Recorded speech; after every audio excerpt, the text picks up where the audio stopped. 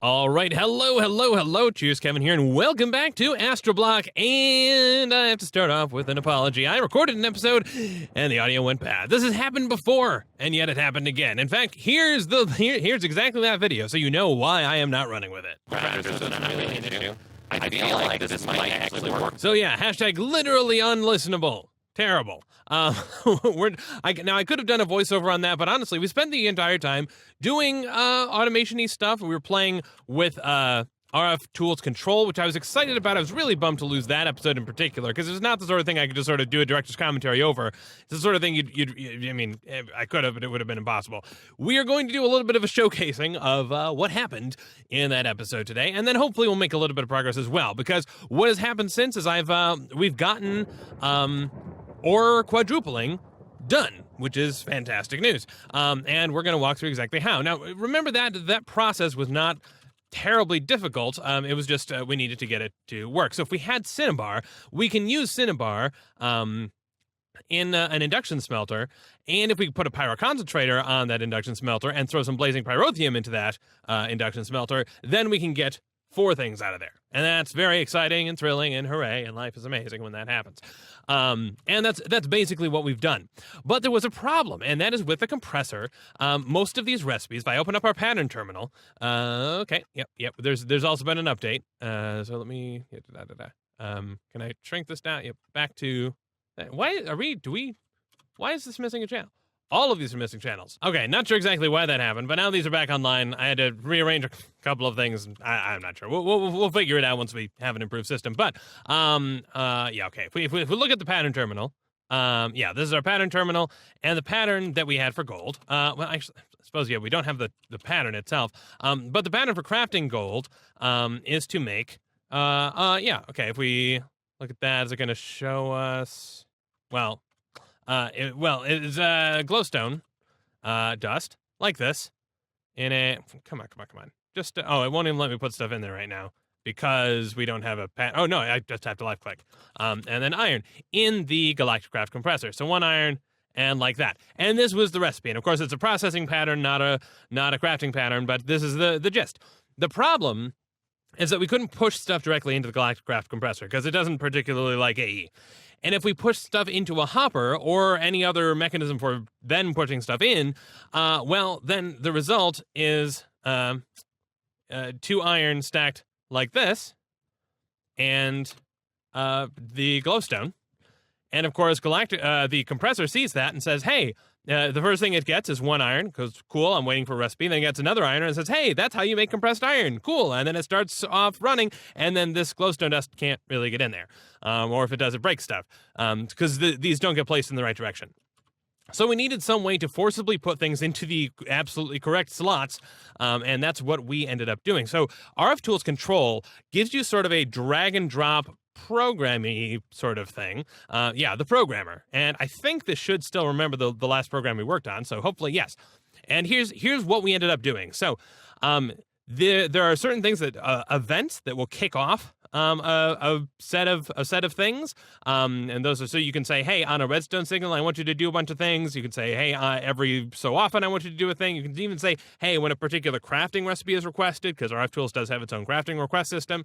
But we said, hey, every 20 ticks, and only run this one at a time to make sure that it doesn't overlap. We want to check how many things there are in the slot directly above us. So this runs on a processor, which is basically just a block that can run these programs. So what it's going to do is it's going to look to the upward direction, and it's going to look and just count how many items there are. And we could tell it, hey, I care about I want you to count how many items there are in slot 1 of that inventory, whatever.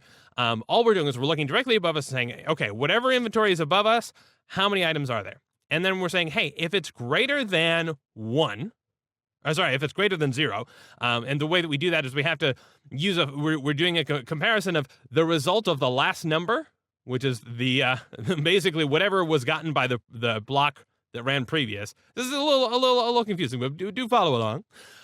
So yeah, we counted however many things there were in the inventory above us, and then we say, hey, compare that last value that you just got with 0. Is the number that you got greater than 0? If so, we're going to continue. We're going to look and say how many things are there below us. Now, below us is going to be the compressor itself. We're going to say, hey, was that last number you got equal to 0? Because we don't want to start pushing stuff into the compressor while there's already stuff in the compressor, because it's just too easy for us to break things. So if both of those conditions are true, then what we're going to do is we're going to take out of the upper inventory something in slot 0. So that's the leftmost slot of a chest. Then we're going to take something out of slot 1 of the chest. We also can tell it the amount, and then the processor has an internal inventory, so we can tell it where to store it temporarily. And then we grab slot 0 again. So the presumed setup then is that, okay, we're just going to let things come in the wrong pattern. So we had, I mean, just as an example, the recipe that we actually may want is something, you know, like clay, fluxed clay, but the way that it ends up in the chest is like this. Well, that's fine. We just know that when we're going to pull this into our processor, we'll go ahead and pull out 1, then we'll pull out this, and then we'll pull out this into our processor. And then our processor can then push multiple items. It can push its own internal slots 0 through 2 into Galacticraft, starting with the external slot 1, because that's just how Galacticraft happens to index it. It took a little bit of debugging to get this working.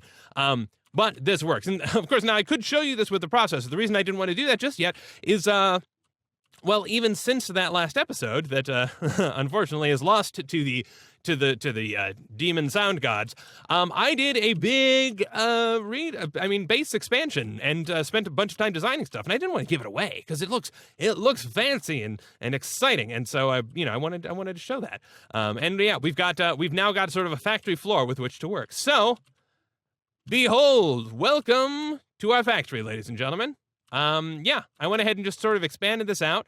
I pushed back our autosieve over to here. We actually have flux cables running all the way around down here. We actually have a dense cable right down here, which can carry 32 channels, which is very exciting. So we should be able to put in lots of automated things, which is very, very fun. And here is the processor. So this processor is running that program, and basically every 20 ticks, it is looking to see, is there anything in this chest? This interface is only going to push stuff in there if that chest is empty. And it does have the recipe for creating 2 gold. And then, so it has its own internal inventory. If it gets 2 iron and a glowstone, it's going to pull those down. It's going to throw them into the compressor. The compressor has a hopper underneath, which is just going to throw things into this import bus. So then we don't have to worry about it anymore. Any of the compressor recipes that follow that sort of pattern, if we look at the compressor, now, of course, a lot of them are not that pattern. So we'd want to set up a separate compressor system to automate things like that. But any of the ones that follow that pattern of, something to the sides of whatever, let's see. So, yeah, netherrack, soul sand, gold ingots, copper ingots, those can all be done now by basically just throwing in the 2 side ingredients into this first slot of the chest, and then the middle ingredient into the second slot, and then RFTools Control is going to push that stuff into the correct slots of the compressor. Okay, so what that means is that we were able to get ore quadrupling going, and that was very exciting because it means that we can auto craft gold. So because we have iron coming in from our farm, which is very exciting, and so we now can have gold crafted on demand. And to craft things on demand, we actually took advantage of some stuff that I really hadn't messed around with until before. And this is the ME interface, this sort of top area. If you give this a crafting card, basically the way that the ME interface works, what I've done in series before is we've put patterns in, and that means that we can request that a pattern be crafted, and the interface can push stuff or do whatever. But this top slot, you can also say, hey, I would like you to try and keep certain things in your internal inventory. And this is its internal inventory. So right up here, I said, I would like you to try and keep 64 cinnabar in your internal buffer at all times. And because it has a crafting card, that means if I take out some cinnabar, it's going to queue up a crafting job. And you can see that the pulverizer is just turned on because it's in the process of trying to make up some cinnabar right now. It is going to try to make up more and you see it's already doing that. It is trying to make up more. It is queued up crafting gold, and it's queued up, I guess it's pulverizing. What's it pulverizing? I don't know. I don't know why it's pulverizing. But it is trying to fill this thing back up to 64. I've also told it, hey, I want you to have 1 pyrotheum dust in here at all times. And so if it is below that, it can queue auto-crafting jobs on its own to get back up to speed. And that's pretty neat because it means we can then extract from that interface. We can pull from that interface from other machines, and then it will automatically refill. So, for example, this induction smelter is set to auto input from the top. So it is going to try and pull Cinnabar from the top. And that means, hey, we'll go ahead and extract from here. It'll queue up more crafting jobs. And actually, if we look at crafting, yeah, so it's scheduled. It's trying to craft for Cinnabar. It's craft. Oh, that's why it's pulverizing the gold. So yeah, I went through the process of crafting the gold, which is a little slow right now, but that's okay. Threw it into here, and yeah.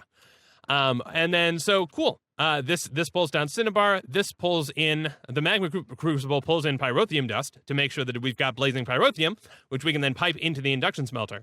Then what we can do is we can use an export bus to say, hey, any of these ores, go ahead and just automatically throw them into the induction smelter. So those will show up in this right slot. Then we import the output of that. So right now, this is just with a single capacity card, because by default, you can only throw one thing into this export slot. Yeah, so right now we've got copper ore, iron ore, Jupiter nickel ore, and tin ore, and Desh ore should automatically be smelted up and quadrupled, which is pretty exciting. And of course, if we made another capacity card, we could add 4 more to this. We'd have to add more export buses and get more things to get all the rest of the ores. But that did, of course, bring up one small issue, and that is that there are way too many different types of ores. So if we look at ores, copper ore, Galacticraft planets, those are not all the same thing. Iron ore from my extrapolation, Jupiter copper ore, Jupiter blah, blah, blah, blah, blah. Those are not all the same. Mechanism has an ore dictionificator, which is a fun word to say. And basically, you can set up a filter with, like, say, ore, I guess aluminum, probably. I'm guessing. Yeah, that's one. And we can say, hey, this is the one that I want you to consider the real one. And you can see, yeah, there's a lot of them. There's aluminum ore from thermal. There's aluminum ore from Galacticraft. There's aluminum ore from Galacticraft more planets. Yeah, a lot of different versions. Infected aluminum ore.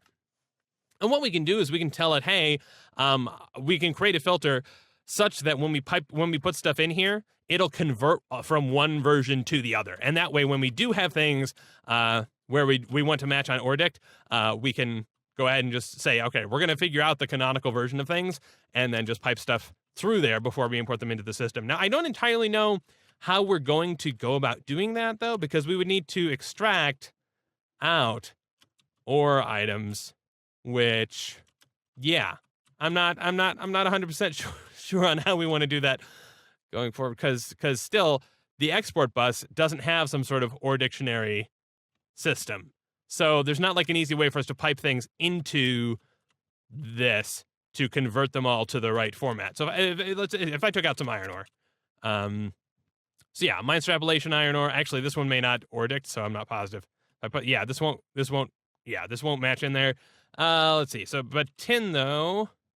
Do we have any? I may have. Yeah, okay. So mercury tin ore, right? Mercury tin ore is not something that we have we've told it to extract. But if we throw this in here, we get thermal foundation tin ore. And if I throw that in there, it should start quadrupling it because now it recognizes it as something that it's set to auto export. Yeah, so it goes ahead and throws stuff in here, and it is blazing pyrotheuming that, and it should produce 4 tin and iron as a byproduct as well.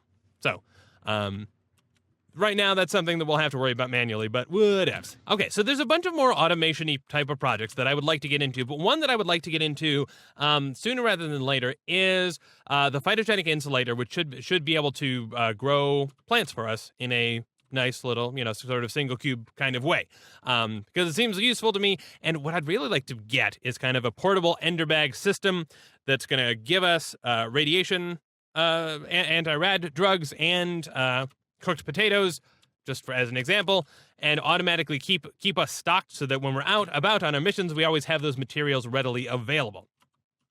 And yeah, that's something I want to work toward. Getting the Phytogenic insulator working is going to be a little bit of an adventure, but I think it's something we can work toward. And there's also a monoculture cycle. This will prevent so if we look at the Phytogenic insulator, you can basically run this with material. So yeah, let's take so as an example, you put in phyto-gro, you put in sugarcane, and you need to put in some water, and it will produce 2 sugarcane.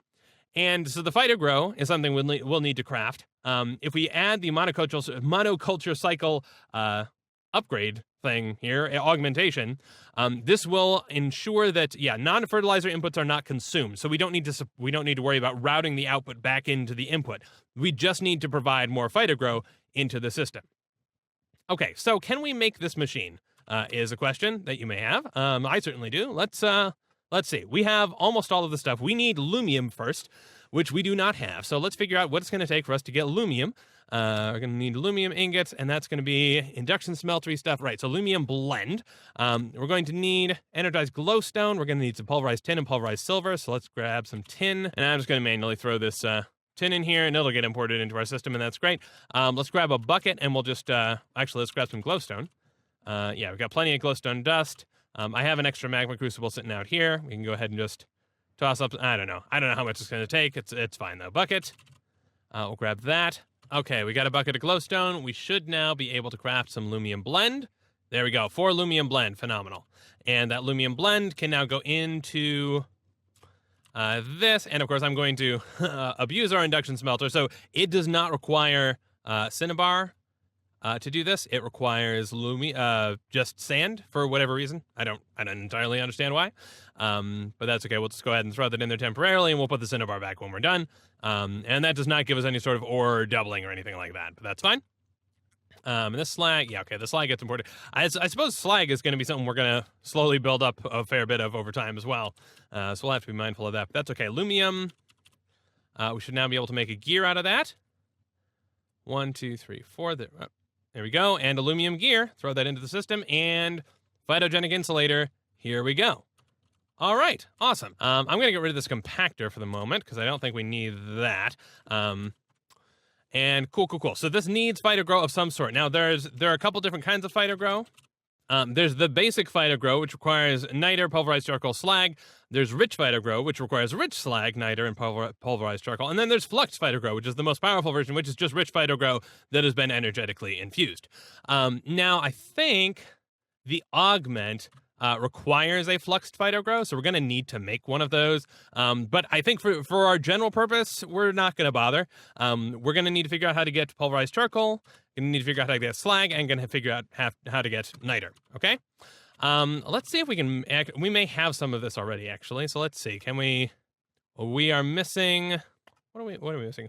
Pulverized charcoal. Well, that's easy enough. We just throw charcoal into the thing. In fact, we can. Can you craft me up a pattern, please? Do we have the material? Oh, we don't. Yeah. getting all the resources for this is it's been a little interesting. But that's okay. Let's just grab some charcoal manually for right now. And we will definitely want to automate a lot of our applied energistics stuff because it gets grindy really fast. Actually, let's just make we'll make a rich phyto-gro real quick, and we'll throw it in the energetic infuser so that we have that material. Oh, look at that. Charged surface course. Lovely. Okay, we're going to need that compactor.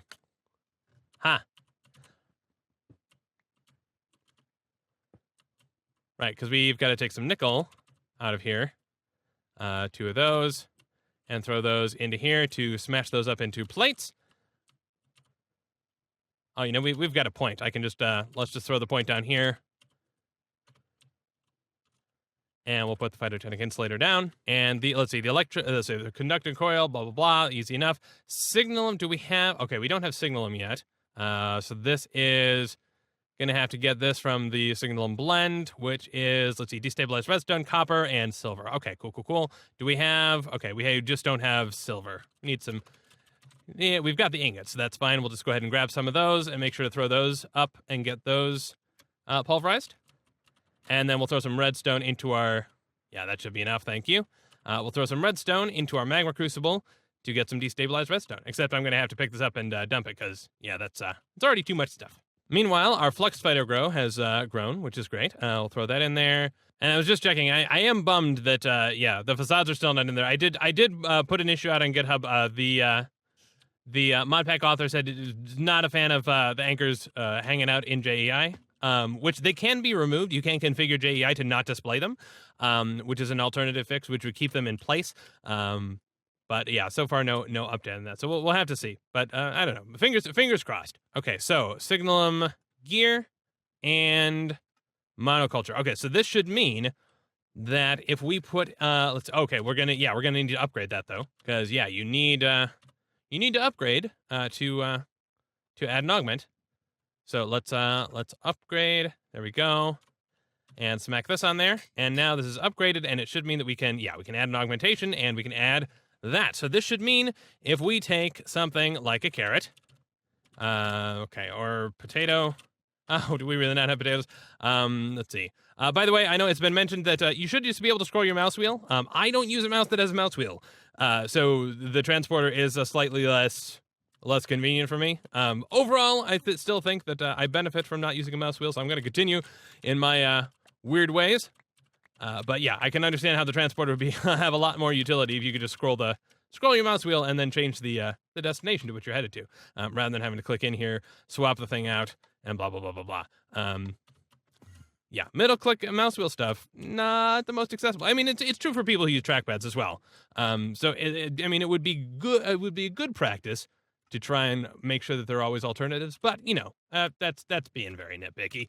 Okay, so this means that if we were to put, say, a potato in here, and we add some phyto-gro, which we created some fluxed phyto-gro, which is not what we'll end up using, but just for an example, all this should do.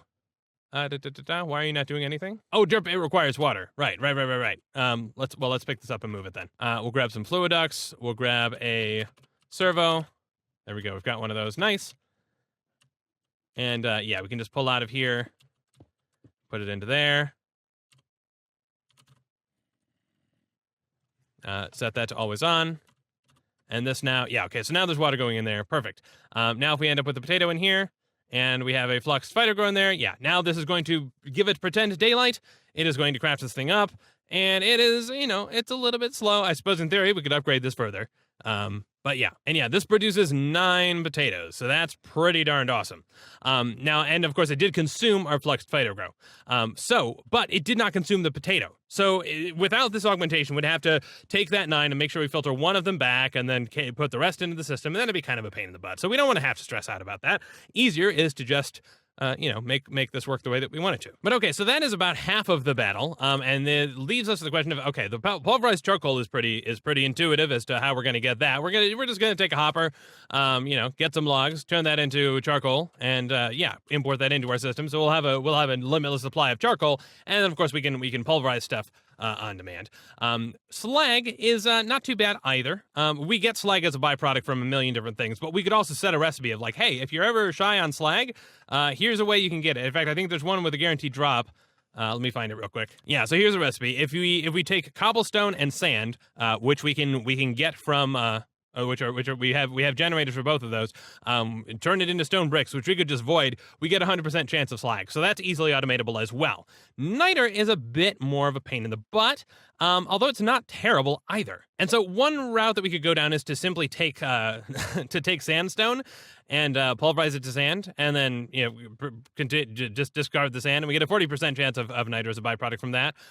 We could also go down the loot fabricator route of pristine thermal elemental matter. I probably do want to eventually do that, but I don't want to necessarily rely on that because we need the material that has the clay that goes into that. Maybe we do go down this pulverizer route to automate that. And that could be kind of dumb but fun. So let's see. Can we make ourselves a crafter tier 1? Yes, we can. Awesome. We should be able to do this real nice and quick actually. Let's just make some planks real quick because we need a crafting table, and then crafter tier 1. What? I thought, didn't we just make... Oh, we didn't make the crafting table. There we go. Okay. Blah. There we go. Crafter tier 1 should be able to craft 2 recipes, which is all that we're going to need, believe it or not. Unless I'm mistaken here.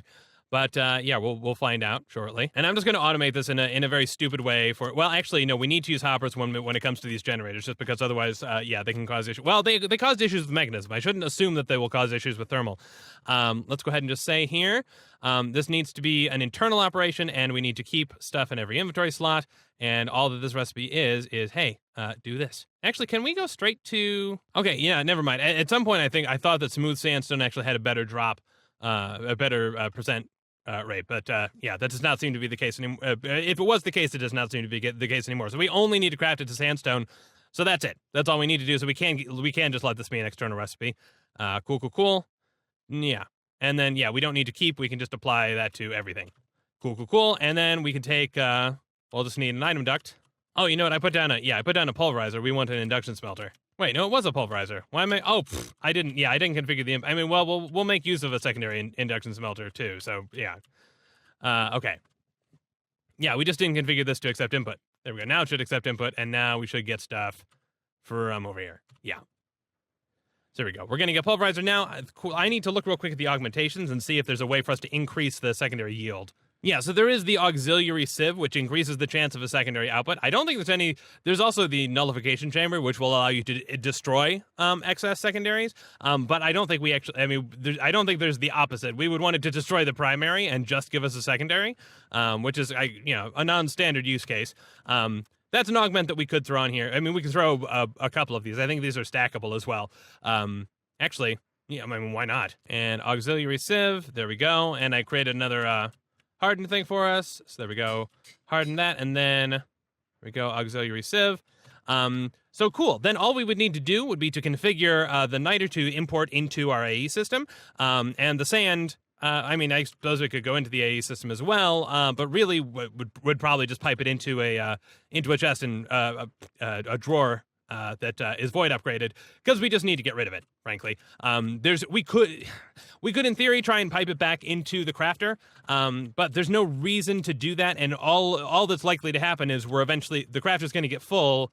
Well, I mean, I guess the crafter is faster than the sand generator, but if something did happen, the crafter could end up being full from stuff coming from the sand generator, and then this would have nowhere to get rid of its primary ingredient, and so it would stop being able to do anything, which would be kind of lame. So yeah, that gets us niter, which is honestly the most complicated of these three things. I think we're going to go ahead and stop it there, because I don't know exactly how long this is going to end up being, but that is pretty much our way to making phyto-gro, and then we should be able to pipe that into a phytogenic insulator, which will allow us to produce bunches of potatoes, which of course we could then cook, and that provides us an unlimited source of food, which is very exciting, because then we can start making our kind of to-go rations, which I'm excited about. So I apologize for the missing episode, but as I hope you will agree that this was for the best. I hope that you enjoy the expanded area of our base. I'm definitely going to move these out there now that we actually have them sort of prototyped. This is the idea, is that we'll proof of concept stuff, and then as they become part of our automated system, we'll just kind of lay them out here in our factory of awesomeness.